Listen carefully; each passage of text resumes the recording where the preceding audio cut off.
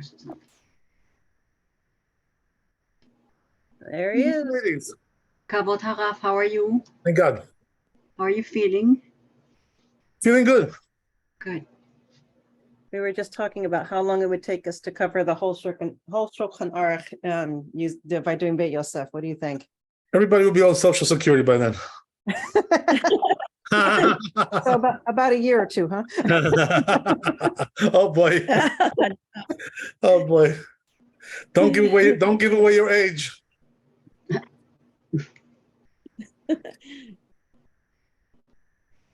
All right.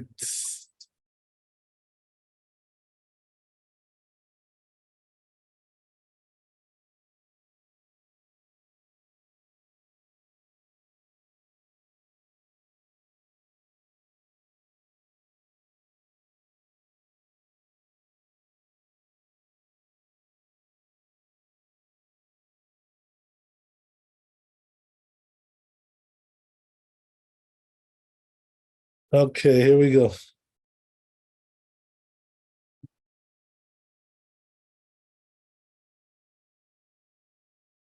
I'm going to have to ordain all of you as rabbis by then.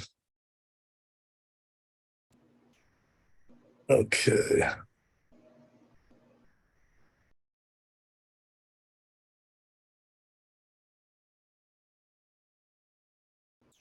Can that be done? No way.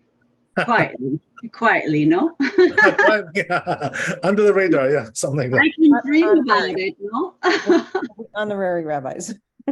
Brody and I in Shulchan. Oh, Yeah, you're gonna have to open a bet then, all of you. Can you imagine that? Oh boy. I can dream about it, yeah. Ladies' court. Okay, so here we go.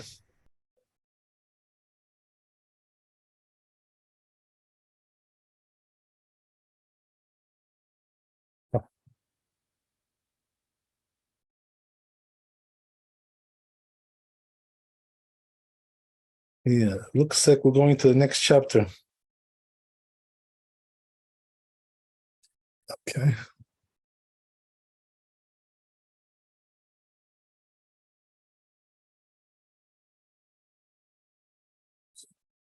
see where we are here.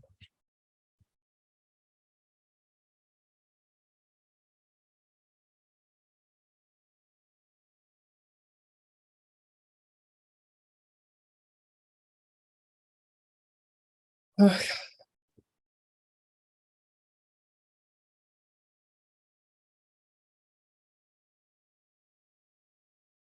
Chapter 90. Okay.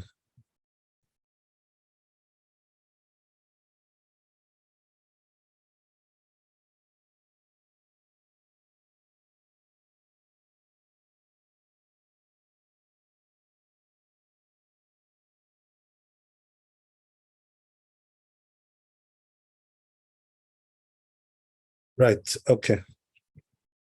Let's get started. So we say, it says in the Tur, המתפלל צריך שיכין מקום לתפילתו, ושיכין לה בגדיו ומחשבתו בגופו. So, right, it says that you have to prepare when you pray several things. Number one, it says you have to prepare a place for prayer. So what does that mean? That a person should have a fixed place where he prays, and always pray there if it's possible. That's one thing. And then he says also, you got to make sure you're dressed properly, right? So dress, in a nice way, respectable way. And also, machshavto begufo. What does that mean? Also, your thoughts should be purified, and also your body, right? What does that mean? Your body should be clean, and so forth, so on. So now he explains each one, right? What does that mean? Makom ketzad. How do you prepare a place? Tanya, lo yamud adam lo al gav mita velo al gav kiseh velo al gav safsal velo al gav makom gavua. So it says, right, that there's a braita that teaches that a person, when he's praying, he shouldn't stand on the bed or stand on a chair, because this is like an unstable, situation, right? Velo al gav safsal, also not on a stool, and also not on a high place, right? Some elevated place there. So it says the proper thing to do is to play in a low place. So what does that mean? Like by the way, there is a mitzvah, they carve out in the floor like a low place, and they pray there in that low place. But today the custom is not to do that. Nobody does that today. So what do? We just play on the floor, right? You stand on the floor and you pray. That's the low place. Actually, in Queens over here on Main Street, there's a yeshiva that I used to study there in my younger days. So it's called Orach Chaim. So there they have a beautiful hall where, the prayer hall, where they study also there, Bet Midrash. So where the Chazan stands, there's an excavation there, so he has to go down and pray right there. And that's what he's referring to over here. Like King David said, right? David HaMelech, there's a pasuk in Tehillim which says that he goes down and prays. We'll see that, all that stuff. We're gonna see all that now. But anyway, nowadays most places don't have that. That's the only place on earth that I saw that has that excavation. But other places don't have it anymore. So it's pretty much gone from the world, that whole thing. But the idea is you should be on the floor, right? And not on some kind of elevation, on top of something. That's the idea. That's one thing. Then he goes on. So then he explains, right? Why is that a person should be standing low when he prays? So he says the reason is because, in front of God, there's no elevation. Don't try to elevate yourself in front of God. Try to lower yourself. Just the opposite. Don't stand on an elevation like you're some kind of a demagogue, or something like that, right? What are you all of a sudden, right? You're just the flesh and blood. This is the reason why he says not to do that. Shenema, right? Right? This is from Tehillim, as we said. Right? What does it say? King David says to Hashem, I will call you from the depths, right? The depths. What does that mean? I'm like down low. Right? I'm calling you from there. Katav Rambam, says the Rambam, Zal shelo yeh gavoa gimel tfachim. So the Rambam gives this like a measure, right? So it shouldn't be 3 tfachim higher than the floor, a place where the person prays, right? 3 tfachim is like 24 centimeters, so it shouldn't be higher than that. Katav od haya gavoa gimel. So it says, but if it was above 3 tfachim off the ground, but it has also the width, of 4 by 4, the area of 4 by 4. So it's considered to be like a separate domain there. So that you're allowed to pray on it, right? And this is the custom of the Sfarim, by the way. The Sfarim, the Chazan goes on top of the bima, where they read the Torah, which is like a high place. So how does he pray over there if you're not allowed to play on a high place? So it's according to Rambam, right? The Rambam says as long as it has 4 by 4, you're allowed to pray there. So we rely on that, and therefore we allow it. So then you're allowed to pray there. So in other words, what he's trying to tell you, the Rambam is like this, you shouldn't think, well, it says, it says not to pray in a high place. So I live on the 8th floor, so I can't pray there. Like, let me go down to the 1st floor and pray over there. That's not what it's telling you, because each floor has its own ground, so the floor of each floor is also the floor. So there's no reason to go downstairs to the laundry room and pray over there. There's no reason to do that. You can pray where you are, but on the floor that you live on, but on the floor of that floor, right? That's the idea. That's what it means.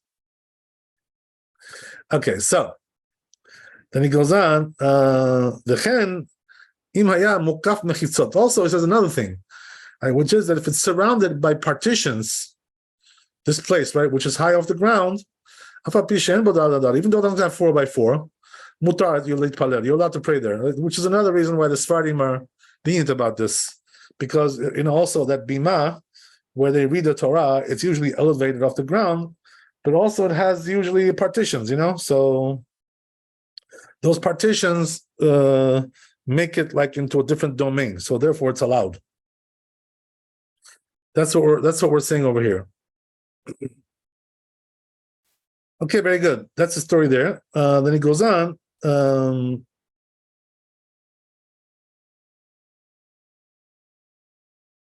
So he says, "She'en govho nekar," because when it has partitions, it's not really recognizable that it's like high, whatever.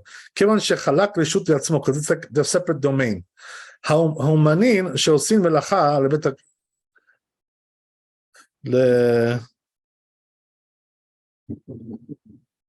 יכולים להתפלל בראש, right? Okay. So anyway, I think that story is something else. Let's first do some Bet Yosef. We'll come back to that. Seems to be a different story there.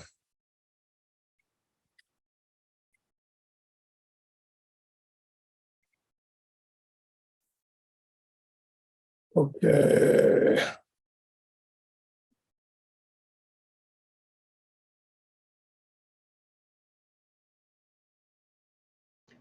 Kavod Harav, isn't there a pasuk that says in the written Torah about praying, not having a elevated place to pray? Yeah, we just brought that, right? Mamakim kiraticha Hashem. This is the pasuk. From Tehillim. Yes. Okay, thank you.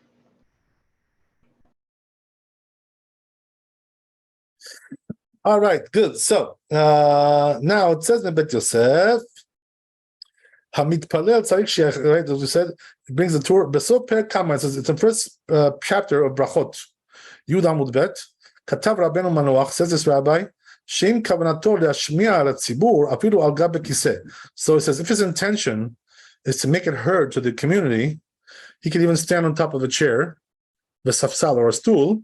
Mutar. V'chen katuv b'sefer Ahol Moed. It also says in this book about like that. V'chen katav Rabbeinu Gadol Mari Avuhav. So this implies, right, that another reason why the Sfardim are lenient about this, that the Chazan is allowed to pray in like an elevated place. Why is that? Because it makes his voice heard better. So these rabbis are saying exactly that point, right? That if your intention is to make your voice heard better, so then you're allowed to pray on an elevated area. Right. Obviously, that only applies to the Chazan, because the other person, other people are not supposed to be praying loud anyway. They're supposed to be praying quietly, so it's not relevant to them. So then he says, "Ve'akol bo so v'shem Rab Metatya v'chen katav Rabbeinu Yerucham." Also, it says Rabbi Yerucham v'shem Rab Chanoch Gaon. The name of this rabbi. V'chen katav Rab David Abud Rehem. So all these rabbis write the same thing, that if your intention is to make your prayers heard better, you're allowed to pray on an elevation. Over Tosefta Brachot, it says over there, the Tosefta Perek Gimel, Lo ya'amod adam al gabe mita. It says over there the same thing, right? That a person shouldn't stand on top of a bed, velo al gabe kiseh, and also not on top of a chair. Velo al gabe safsal, not on a stool. Velo al gabe makom gavua bitpalel, and also a place of high place. Im haya zaken or choleh harazeh mutar. Look what he says, right? Also, another thing. He says that in the Tosefta, that if he's old or sick, it's allowed. So, right, I guess he has some kind of a reason why he wants to pray on a higher place. A person like this, who doesn't feel good, he's weak, whatever. So in a case like that, he's allowed to do it. Okay, interesting. So then it goes on, Bet Yosef, Katva Rambam shelo yeh gavoa shlosha tfachim. Rambam said it shouldn't be high 3 tfachim, as we said. Perek hey milchot tefillah, the first perek of the laws of the tefillah. V'tama mishum dechol pachot mishlosha akas miktadahu. So it says the reason is because anything less than 3 tfachim is considered to be like a part of the ground. In other words, it's so close, it's like a part of it. So only if it's 3 tfachim or more, then we already say that it's a real elevation. Otherwise, it's just a part of the ground. Okay, good. And then he says, so he says this rabbi, that which we said that in the Braita, that he shouldn't stand on top of a bed. And then afterwards he said, and also on a high place, right? So he says, right, the question is, why does he have to bring these two things, right? On top of a bed and in a high place. In other words, it's the same thing, no? So why do you need to say both of them? So he answers that question. He says, so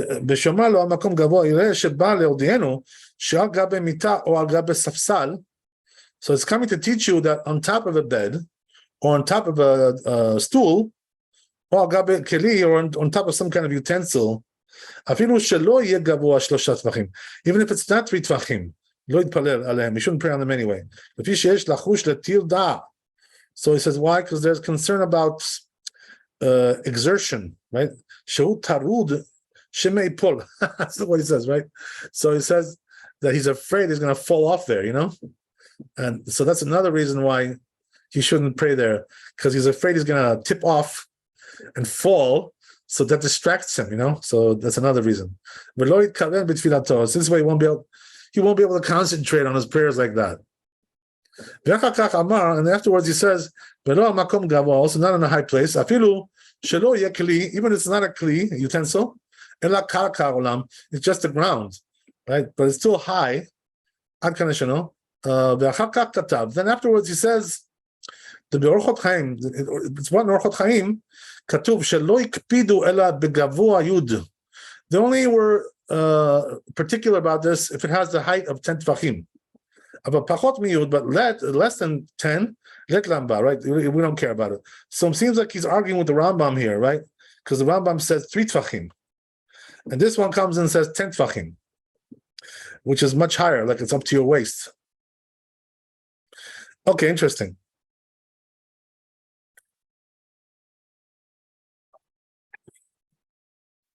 But he says, we pass like the Rambam, he says. That he forbade with 3 טפחים. Because then he goes on. He writes further, Gavua Gimel. So he says, if it's high, 3, and it has 4 amot in terms of the area, right? 4 by 4.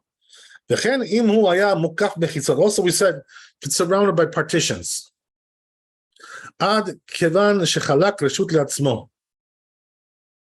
Until, right, since he made a domain by himself. This is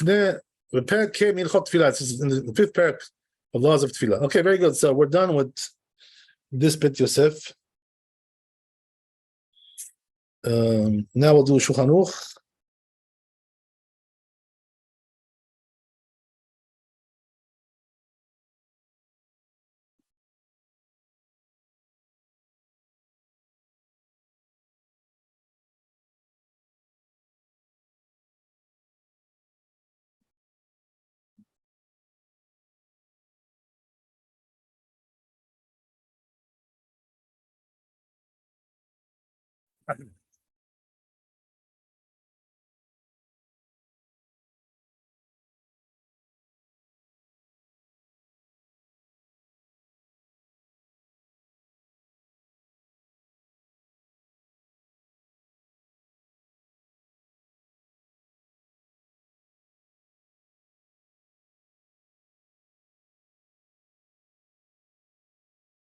Right, as we said, a person who's praying shouldn't be standing on top of a bed, on a chair, and not on a stool, right? Even if they're not 3 טפחים high, right? So the truth is that what he says here in the parentheses is not the way the Shulchan Aruch paskins here. It's very confusing sometimes, they bring these other opinions in the parentheses, and they bring it as if like, it's the opinion of the Shulchan Aruch, but it's not. Okay, anyway, right, we'll go on and we'll explain that. Velo al gabe makom gavoa. Also not on a high place, right? As we said. Ela in ken unless haya zaken o chole. Okay, so what's the exception, right? If he's old or he's sick, or she'era kavanato le'ashmi'a le'tzibur, or as we said, right, the other reason is because he wants to let his voice be heard to the community, so that's why he needs to be on a higher level than them. So for all these cases, you're allowed. That's okay. Okay, so that's Aleph. Now we'll go to bed. If you have any questions, let me know. So it says in Bet, Shi'ur Makom Gavoa Shamru. So it says, what is the height of the place that we said? Right? Gimel Tfachim, 3 Tfachim.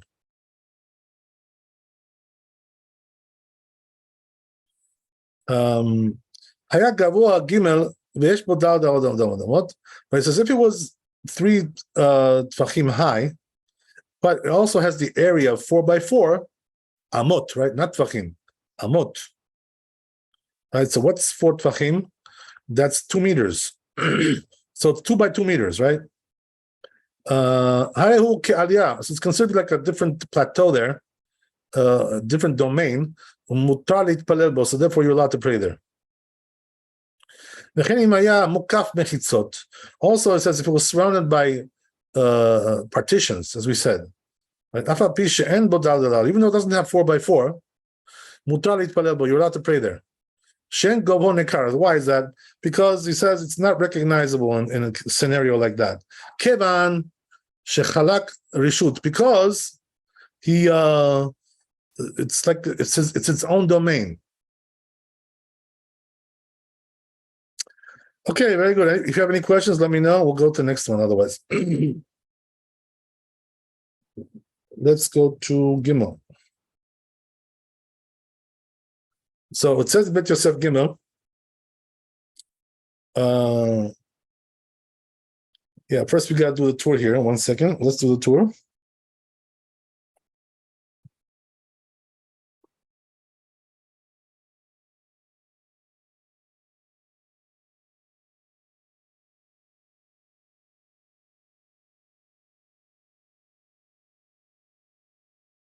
So it says like this in the tour, second line. Ha'omanim she'osim melacha lebahab yecholim litpalel. Right, so bahab means like balabait. In other words, you have here workers, right, and they're doing labor for the homeowner, right? So they came to the house, to do labor there in the house. So in a case like that, yecholim litpalel berosh hazait. Oh, so he says they can even pray. Let's say they're working on top of the tree, right? Some kind of olive tree. So they can pray there, he says. Or berosh hatena, or on top of a fig tree. Right? So he says here, we don't say that he's praying on a high place. It's forbidden. Why is that? Because since they went up there to do their labor, considered to be like somebody's going up to the higher floor. But it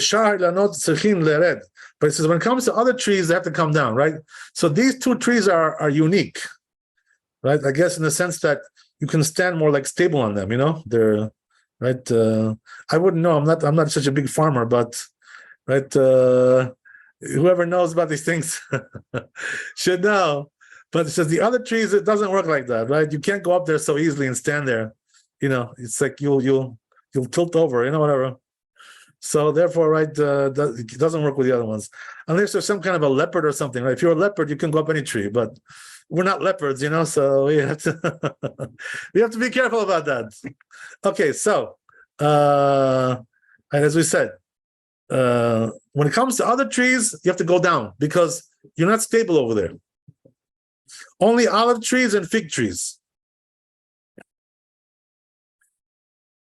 Okay, so he goes on. Umfaresh b'Yushalmi, explains Yerushalmi, hatam lefi tirchatan merubeh. Oh, so he says there's another thing, which is going down from those trees is difficult, right? That's what he says.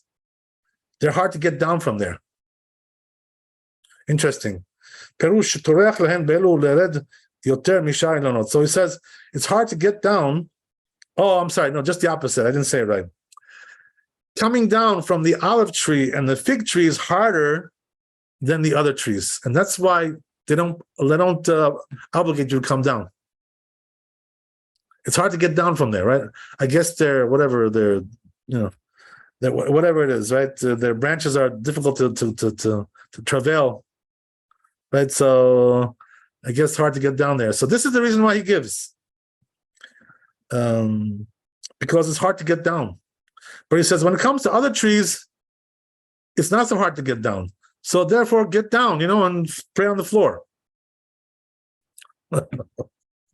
Okay. All right. So, so he says the homeowner, he says he should come down in any case. So the homeowner, right, doesn't have this exemption of being able to pray on the tree. Why is that? Because he's working for himself, you know what I mean? So he's not really like laborer, for wages. He's working for himself. He's just doing some home work at home, he's doing some home improvements. So nobody's paying him for that. So therefore he can do whatever he wants. So if that's the case, he should come down. No matter what kind of tree it is. That's what he says.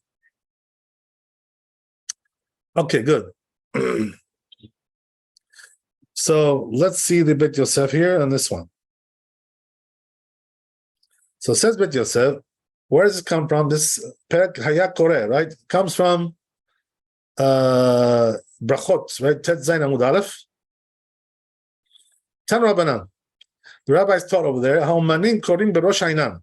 So he says the workers should read on top of the tree, as we said, to pray. Uverosh hanidbach, and also the top of the something, whatever this is, we'll see what that is. Mitpalin berosh hazait, and also top of the olive tree. Uverosh hatena, and also the fig tree, as we said. V'shar kol ha'inanot, and also other types of trees. I'm sorry, not also. When it comes to other types of trees, your din and mata, we come down. Mitpalin should come down and pray on the ground. Ubala bait, right? So, but it says when it comes to the homeowner himself, ben kach or ben kach yored lemata. Either way, he should come down. Mitpalel lefi she'en da'ato miyoshev alav. And then he prays. Why? Because he can't concentrate like that. Rashi explains, Mitpalin berosh hazait, uberosh hatena, right? You're allowed to pray, as we said, on top of the olive tree and fig tree. Bisman sheoskin. So Rashi says, we're talking about when they're working, right? So Rashi explains exactly, right, what the issue is there. So he says there's many branches with these trees. So therefore they can stable there. They can be stable there, just like I told you, right? You're able to be stable there. So in other words, you don't feel like you're going to tip off, when you stand on top of these trees, since they have lots of branches. So you can hold on. Right? Hold on and pray. Then sham pachad. So he says there's no fear, to fear to fall. The fichach says mitpalim beroshan. So he says therefore you can pray on top of them. When it comes to other trees, he says, and mitpalim, we don't pray over there, right? Because it's not so stable, as we said. You don't have such a good foothold over there. Ben kach or ben kach. So it says either way, klomar, ben mitena, ben mishaydanot, where you're praying on top of the fig tree, or where you're working on the top of a fig tree, or other types of trees, yored mitpalel, you should come down and pray, the homeowner. So he says, you know why? As we said, right, he's not obligated to work, he's just working for himself. Right? He's doing home improvements. So therefore he can do whatever he wants, right? He's the boss. He has no other boss there. So he says, because he can't concentrate, because he's like afraid. So if that's the case, right, that we said, the reason why he should come down is because he's afraid to pray there. So then the question obviously comes up, right? What about the workers? What, they're not afraid? what are they, trapeze artists, these guys? What's going on? Right? So the answer is, yeah, okay, they're afraid, but they're working, So in other words, it's more, what's the issue that they're working? The issue is that, you're getting paid a salary, so you shouldn't be wasting time, doing things which are not necessary. You got to use your time for the boss. You know what I mean? And not waste your time, right? Watching videos on YouTube, right? All kinds of things, when you're working. Right? When you're working, right? It's not YouTube time. So you got to make sure you're doing your job, right? So that's the thing. So the same thing over here. If you're going to come down from the tree, you're wasting your boss's time by doing that, right? So you see that the halacha is very strict about that, When you're working for a boss, you got to make sure you're doing your job and like slacking off, talking on the phone with your friends. Meanwhile, the customers are passing by, and you're ignoring them. What? Who are you? Oh, I'm a customer. Can you get off the phone, miss? Thank you. Okay, yeah. This is what happens, you know what I mean? So you got to make sure, that you're on the ball. When you're working, you're working. You're working for somebody else. The rabbis are very strict about that, when it comes to halacha, very strict. Even though nowadays, by the way, we're a little bit more lenient about it. Because why? Because we assume today the boss forgives a lot more, right, than in the old days, you know what I mean? In the old days, it was like very tight. The boss wouldn't forgive you for anything, because you're working by the hour. So he wants you to work like every minute. Bach, bach, bach, bach, bach, bach. But nowadays, the boss doesn't mind if you take a lunch break, you know what I mean? He's paying you for your lunch break, right? In those days, there was no such thing like that, lunch break. What lunch break? Okay, you have to eat, fine, but eat on top of the tree, and then continue. What do you think you're going to go now for an hour, and go to a restaurant? Who gives you time for that? You bring a sandwich, and you eat your sandwich on top of the tree. That's that's the way it was in the old days. Okay, so but nowadays, since the boss forgives these things, he's not particular. So therefore, we're not so particular. If the boss is okay with it, then it's also okay for you. You know what I mean? But if the boss is like, oh man, you're stealing my time. So what can you do, right? You gotta do work for him.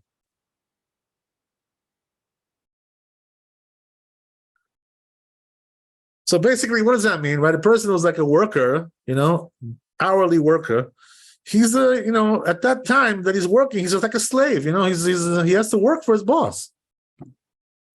It's like temporary slavery, you know what I'm saying? That's what it is, basically. Okay, so goes on. Katav Arosh lefi she'en da'ato miyushevet alav. So as we said, right, that he can't concentrate. The Rosh says, if it wasn't for that, he would be able to pray. But it says, doesn't resemble that which we said. Lo ya'amod al gabe kiseh, that he shouldn't stand at the top of the chair.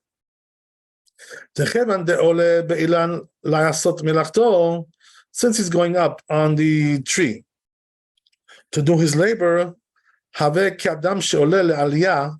it's considered like he's going up to the second floor. So therefore, he's able to pray, but he's not, can't concentrate like that. Goes on, that which it says in Yerushalmi, because it's very hard to get down from the tree, right? These rabbis wrote Talmidim Rabbeinu Yonah, Shenemu bo kama pirushim. So there were several explanations that were said about this. So he says, it seems to my teacher, right, more correct, since they have lots of branches, right? In other words, as we said, right, there's two different explanations. The one that I gave you in the beginning was the one that Bet Yosef brought, and then the Tur brought a different one. But according to this opinion, which is the other opinion, right, We just mentioned, right, that one. But now he's telling you the opinion that I mentioned in the first place, which is that since there's a lot of branches there, yoter mishaylanot, more than other trees, yesh torach gadol b'aliyatan. So therefore, it's hard to get up there, and that's also a different one. Coming down. So and that's the second explanation. It's hard to get up and down. That's the problem. So therefore, when they do that, when they come down from the tree, they're going to be idle from their work, and this is something we don't want. And therefore we said they should pray there. But when it comes to other trees, the leka bitul, then there's no being idle there. Why? Because it's very easy to get down. They should go down. That's the end of it. So this is the one that the tour gave, right? As we said. Okay, very good. So let's see Shulchan Aruch here. Says Shulchan Aruch, ha'omanim she'osim melacha lebal habayit. So if the workers are doing labor, right, for the homeowner, יכולים להתפלל בראש הזית, בראש התאנה. They can pray in the, as we said, on top of the olive tree or the fig tree. ואין בזה משום לא יעמוד אגב מקום גבוה ויתפלל. And this is not considered to be an issue of praying in a high place, since they're doing it for the sake of, right, for the sake of the labor that they're obligated to do. Good. Then he says, ויתפלל since they went up there to do their labor, it's considered to be like he went up to the second floor. But when it comes to other trees, right, they have to come down. That's something else. As we said, right, we gave two reasons for that. Now let's see which reason he gives in the Shulchan Aruch, right? In the Beit Yosef, we saw two reasons over there. So it says, why is the olive tree different from the other trees? Because they have lots of branches, more than other trees. And it's hard to get up and down, right? That's the thing. Hard to get up and down. So therefore, right, this is the reason why we tell them, and therefore it's going to be cessation from work when you do that.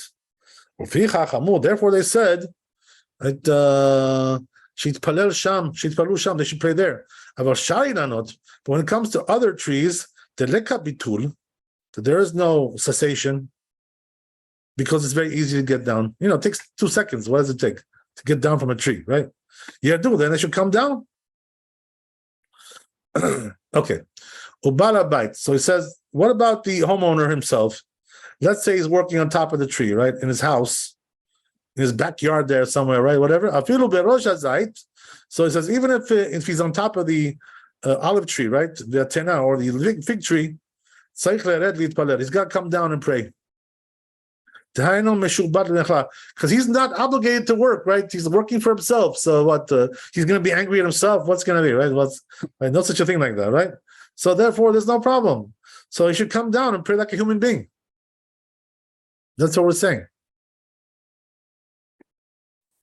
Shehu b'reshut atzmo, because he's his own boss. So he says, if they were lenient regarding workers, because it's a cessation of work. But they were not lenient regarding the homeowner, right? So what does that mean? It's a leniency. What's the leniency? That we allow you to pray in a high place, right? We said you're not allowed to pray in a high place. So when it comes to the homeowner himself, we're not lenient about that. Only for the worker.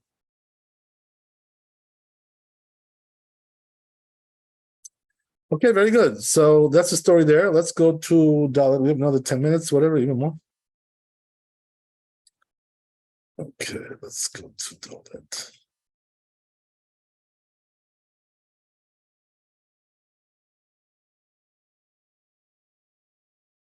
So it says here in the tour,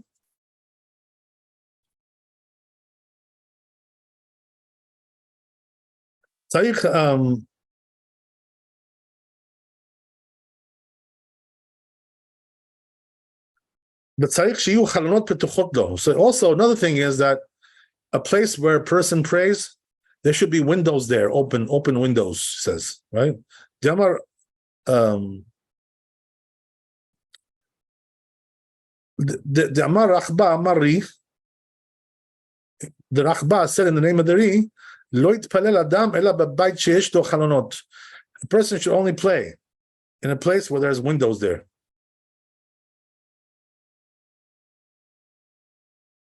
Shemar, right, as it says, v'kiven petichim v'kavin petichim le be'ilite, right? So it brings you a verse.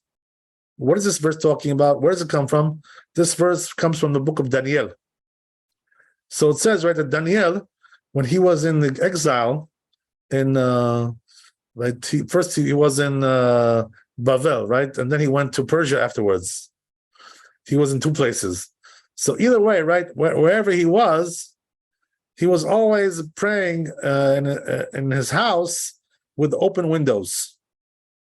So that's what it says here, right? Rashi explains, שהחלונות גורמים שיכוון ליבו, שיסתכל כלפי שמיים, וליבו נכנע, ולפי זה, so he says, what's the reason why there should be windows there? What do we care about that? What, the prayers go out from the window, right? What, the words go out of there? They have a way to get into the heavens? What's the story with that? Right? So he says the reason is because when a person sees these windows, it makes him concentrate better because he sees the heavens, like he's kind of like inspired, and humbled by that. So this is the reason why there should be windows there.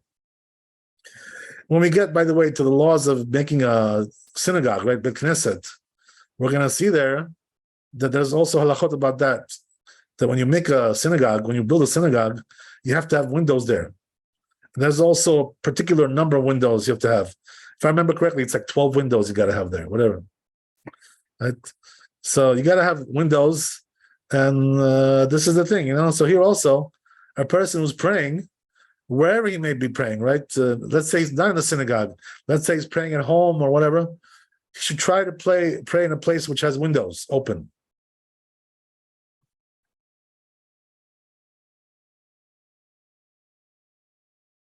And by the way, here he's saying that the window should be open. So why do we want it to be open, Dafka? You know what I'm saying? What's this whole thing there? So it seems to me that nowadays, right, this doesn't apply. And I'll tell you why. Because in the old days, the windows they had, they were closed by some kind of like a board, and the board was not see-through, it wasn't glass. It was made out of some kind of other material. So therefore, if you close the window, you couldn't see outside. So it's like you're looking at the wall. It's the same thing, but nowadays that we have glass windows, you can see outside. I don't really think you have to open the windows. There's no reason for that, unless you want to get some fresh air. That's something else, right? But that's a different issue. We're not talking about that. Right? So that's the story there. That when it comes to windows, okay, good. Then he goes on. So he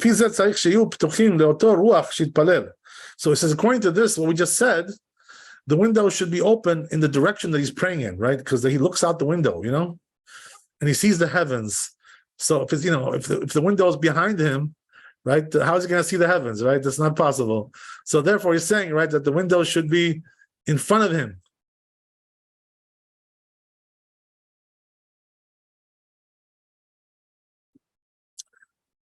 Which, by the way, reminds me of this halakha, which is important to know. I've written about this a couple of times also, and posted about it, whatever, in the videos, all kinds of things.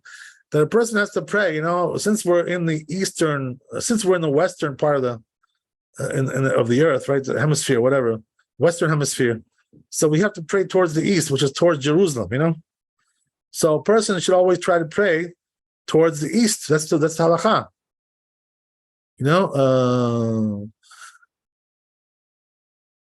So the truth is, that many synagogues, by the way, unfortunately, like the one I was in today, the synagogue I was in, there's no windows there because it's in a basement. They're praying in the basement, There's no windows there. What can you do? We do the best we can, But either way, right, whether you have windows or not, you should always pray in the right direction, which is in the east, towards the east, right? You're not allowed to pray towards the west. a little bit south, a little bit north is okay, but not towards, not due west, that you cannot do that. So you got to be careful about that, right? If you don't know which way is east in your house, so then you can get a compass, right? Or in your Google Maps app, you have a compass there, so you can use your Google Maps and press on compass, and it'll tell you exactly which way is west, right? Okay, which way is east? I'm sorry. You're supposed to pray towards the east because we're in the west. So, very good. So that's the idea. So, what's more important, by the way? Praying towards the east or praying through the windows? The east is more important. That's like much more crucial. So let's say a person doesn't have windows in the east where he's praying. He should still pray in the east because he has to face Jerusalem. He has to face Eretz Israel. That's more important.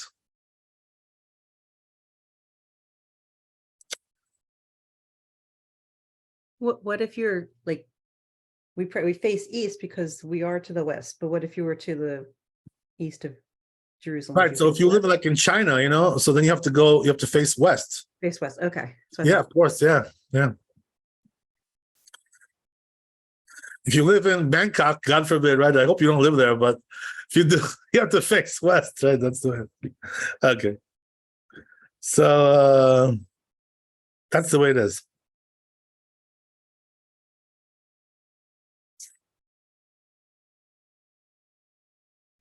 Let's go on. So it says, okay, we'll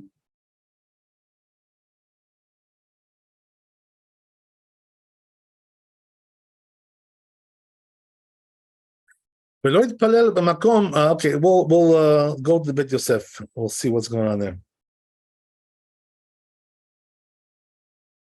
So it says Bet Yosef, as we said, you got to have open windows. So where's the source for this? Besot perek en omdin. It's in the Talmud. Brachot lamed daled amud bet. So by the way, I just want to point out to you guys, right? I'm sure you already know, but just to make sure that you see, right? Every halacha has a source in the Talmud or some midrash or something. You know what I mean? Or the Rishonim or whatever, something. So you can't just make up halachot from the sky. You know what I mean? That's the whole thing. You have to understand that, right? Nobody makes up halachot from the sky. Halachot have to have a source, because the Torah is a tradition. It's not improvisation, just like take the guitar, wail out. We don't wail out when it comes to Torah, right? We have to actually have a source, so that's the way it is. That's the way our Torah is. Nobody makes up halachot by themselves. No such a thing like that. Has to be based on some source, something. And also credible source, right? Not only a source, credible source. Okay, so he says over here, right? It brings it from Brachot. Rashi explains, Shachalonot gormin lo shechaven libo.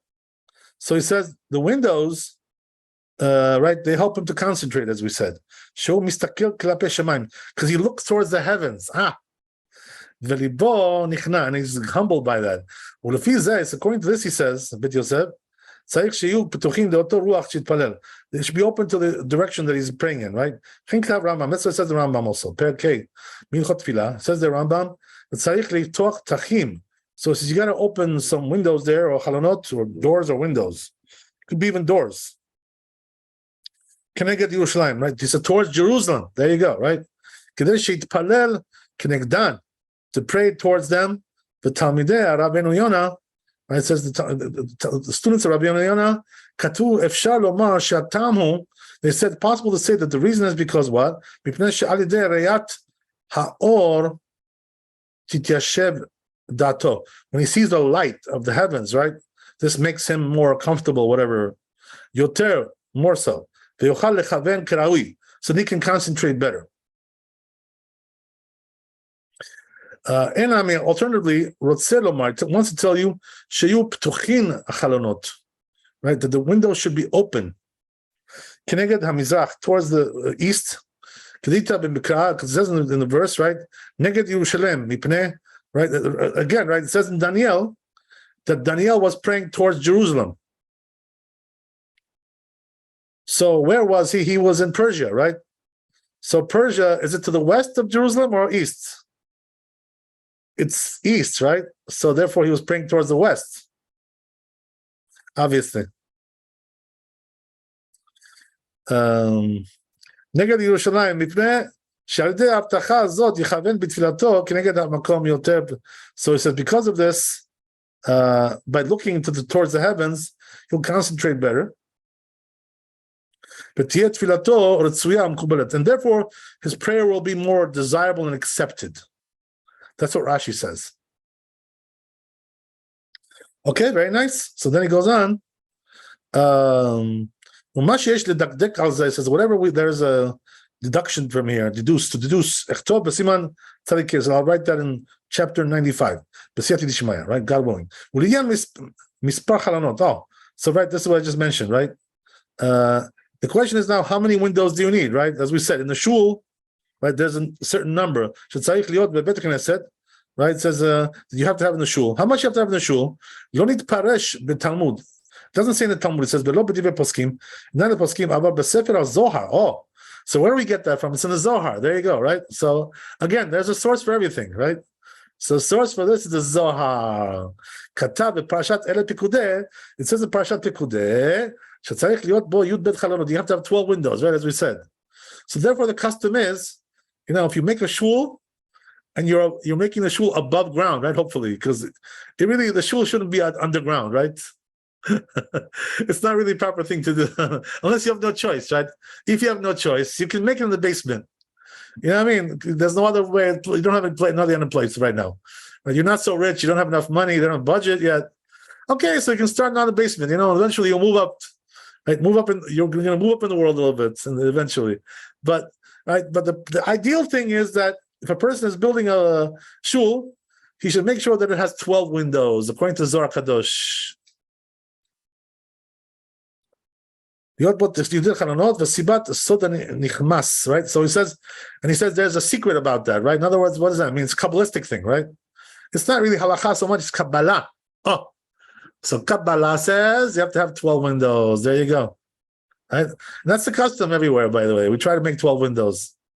That's the way it is. Okay, beautiful. There you go.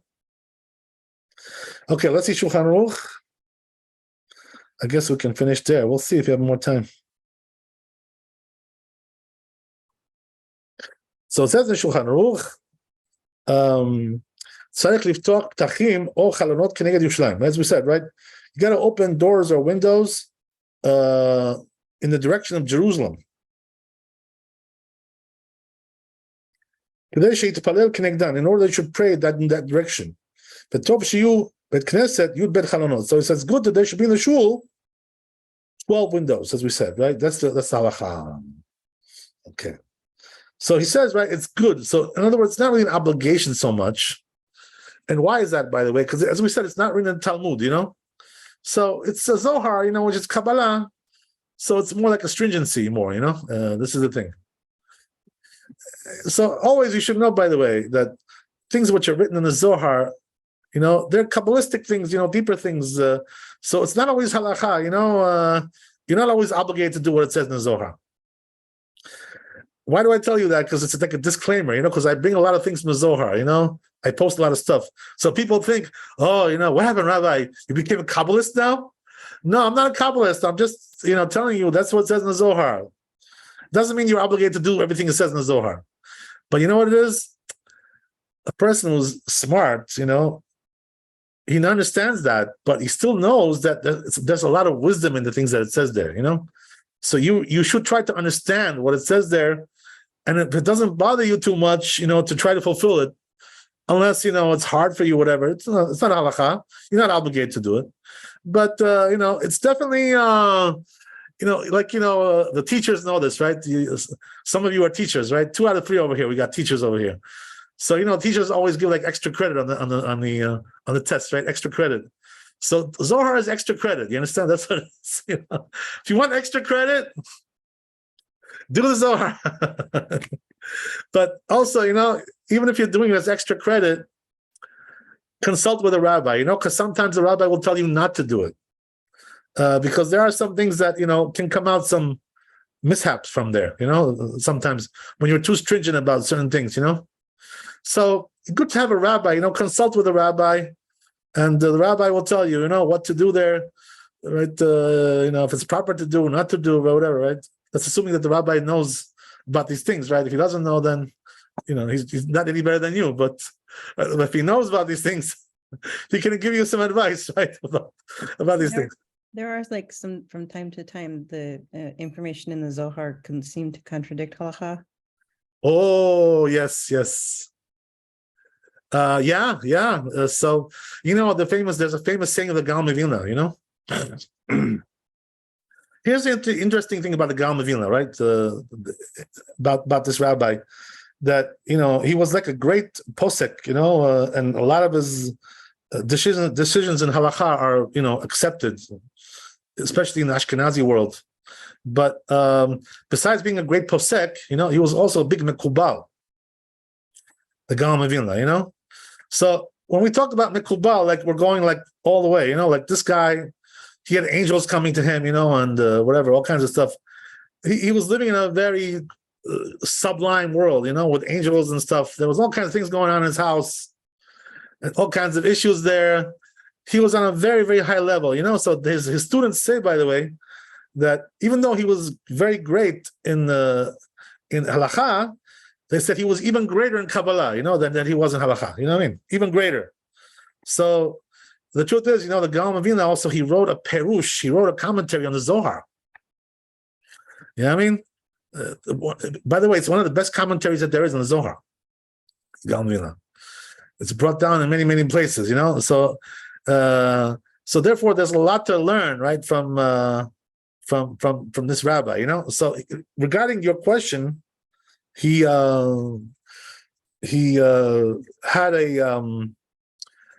a nice explanation about this, right? Your question. So he says like this. He says some amazing things, by the way, about these things. Incredible stuff. First of all, he said, you don't really understand the Talmud, he says, until you learn the Zohar. Because the Zohar gives you the depths, the depths of what it says in the Talmud. Talmud doesn't explain a lot of the things, It just gives you like a dry halakha, Okay, yeah, gotta do it like this, right? Do it or else, right? Talmud. But comes the Zohar and tells you, if you don't do it, what's going to happen? It's going to cause this and it's going to cause that, and you're going to go this way and you're going to go that way, right? It tells you all the circumstances, right, to the outcome of what you do. How it affects the world, how it affects the heavens, how it affects all kinds of things. So the Gaon of Vilna, you know what he said? He said basically it's like, the Kabbalah and the halakha, he said it's like one coin, it's one coin. In other words, it's one Torah, but it's two different sides of the coin, you have the head and you have the tails, heads and tails, right? So Kabbalah is one side of the coin, and the tails, right? The halakha is the other side of the coin, whatever. So he said it's one coin, it's one Torah, but there's two different sides, two different faces there. So it's really the same thing, in a sense, to a person who understands, on that level, to get what the connection is. So this is what the Gaon of Vilna explains, right, about that. So really, it's like one Torah, but two different faces. It's like, I'll give you a funny example, right? Let's say, you have some ladies, right? Or whatever, or anybody, right? Could be a man also. Not only ladies, men also, same thing, right? When they get up in the morning, they're all grouchy, and they, when you talk to them, like they'll yell at you, they'll snap on you, But then when you talk to them like 2 hours later, all of a sudden they're happy, everything is good, everything is fine, It's like two different faces, one person, but two different faces, You have the morning face, and then you have the post coffee face, after he had his coffee and prayed, and then he's much better, he's much better, he has a much better mood. So it's like different faces of one person, Dr. Jekyll, Mr. Hyde, hate to use that allegory, right? It's not really proper, but right, the point is that it's one thing, but it's two different faces. So, right, go figure, right, whatever that means. But anyway, the point is, right, that you can't go wrong either way, right? Whether you do like this or like that, they're all emet, they're all true. Everything is emet. It's just that, which side do you want to be on, right? You want to be on the heads or you want to be on the tails? but it's all one coin. Is, You know, is there so- one that's better? I'm sorry? Is there one that's better? Is it like better to both of them? Oh, that's a good question. Oh, that's a good question. Yeah. So you know what the answer is? For most people, it's better to be on the side of halakha. You know what I mean? Because that stuff in the Zohar is too high for them. You know, they can't keep all that stuff. So that's why I tell you, you should consult with a rabbi, because sometimes the rabbi will tell you, like, you're aiming too high, like don't aim that high. You're trying to go too far. I mean, so a person has to be careful, not to go too far, because when you go too far, sometimes it can snap back on you, like it snaps, you snap back, and it has like that, the cause, like it's like it comes back on your head, like you threw it and it comes back on like a javelin, one of those javelins. It has unexpected, outcomes that you may not know. So therefore, right, the proper thing to do is, as a Pirkei Avot, have a rabbi, and the rabbi will guide you through these things. If he's a smart dude, he's a smart guy, he'll guide you through these things. Don't be an independent player when it comes to halakha. Do whatever you feel like. Oh yeah, I saw in this book, I saw this book, I saw that book. Yeah, okay, you saw books, but you need a rabbi, like to make decisions, to give you the proper advice. Don't be an independent Jew. Yeah, I have books. I have this book, I have that book. Okay, you have books, but you need somebody to have the proper judgment. To tell you what to do. The bottom line. Don't just do whatever you feel like. I'll give you. We'll end it here, right? I don't want to take you too long, but there's one story. One person told me. There's one person that I know, a friend of mine, tells me, he says, "Yeah, I went to this person's house, and this person is like a newcomer to Judaism, newcomer, whatever, doesn't know much." So he says, I went to his house, and we were doing like, he says, I was there on Shabbat, and we were doing kiddush, and after kiddush, we're doing the seudah, So he said that, when we make kiddush, this person tells me, he says, now you have to do the after blessing, for the wine, ala giffen, So this person who's more experienced tells him, no, we don't do that because we're having the meal right away. We don't do after bracha, after blessing for the wine. We're having the seudah right away.